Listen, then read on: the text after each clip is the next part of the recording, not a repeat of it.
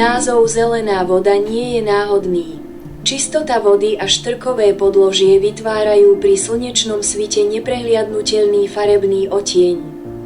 Areál ponúka ideálne podmienky na letný relax. Rozsiahle travnaté aj štrkové pláže, pozvoľný vstup do vody a udržiavané zóny lákajú tisíce návštevníkov z blízkeho aj širokého okolia.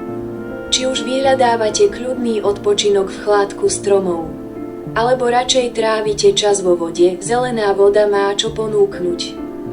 Vďaka priaznivej mikroklíme Považského Podolia býva voda počas letných mesiacov príjemne teplá a osviežujúca. Pre mnohých obyvateľov Nového Mesta nad Váhom je to doslova domáce more, kde trávia teplé letné popoludnia a víkendy. Zelená voda však nie je len o leňošení na pláži. Z výšky môžeme sledovať pestrú paletu športových aktivít. Vodná plocha je vyhľadávaná milovníkmi paddleboardingu, kanoistiky či windsurfingu. Keď zafúka priaznivý vietor, na brehoch nájdete volejbalové ihriská, tenisové kurty a priestory pre detské hry.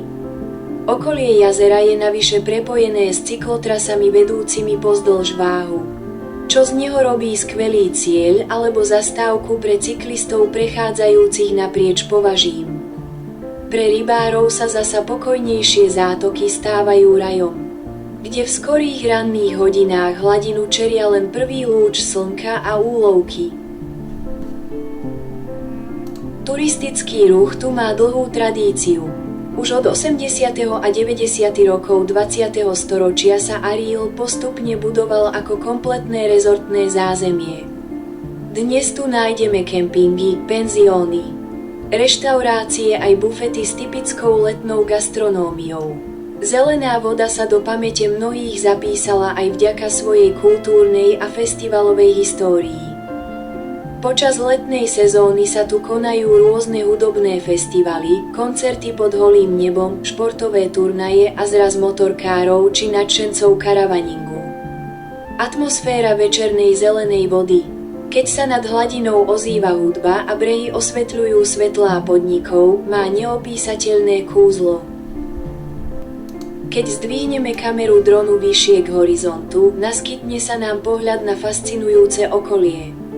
Len kúsok odtiaľto sa na západnom horizonte črtajú malé Karpaty s legendárnym Čachtickým hradom, opradeným povesťami o Alžbete Bátoriovej. Na východe sa zasa dvíha masív Považského Inovca. Zelená voda tak leží v srdci kraja bohatého na históriu, hrady a prírodné krásy. Správne umiestnenie hneď vedľa Nového Mesta nad Váhom a s výborným napojením na diaľnicu z nej robí ideálny bod pre objavovanie celého stredného Považia. Slnko sa pomaly skláňa za horizont a zlaté lúče sa odrážajú na pokojnej hladine zelenej vody.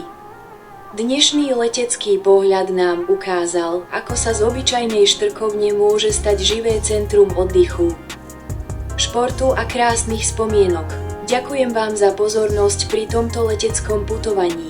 Ak sa vám video páčilo, nezabudnite dať odber a like a do komentára mi napíšte, aké ďalšie zaujímavé miesto by ste chceli vidieť z výšky na budúce.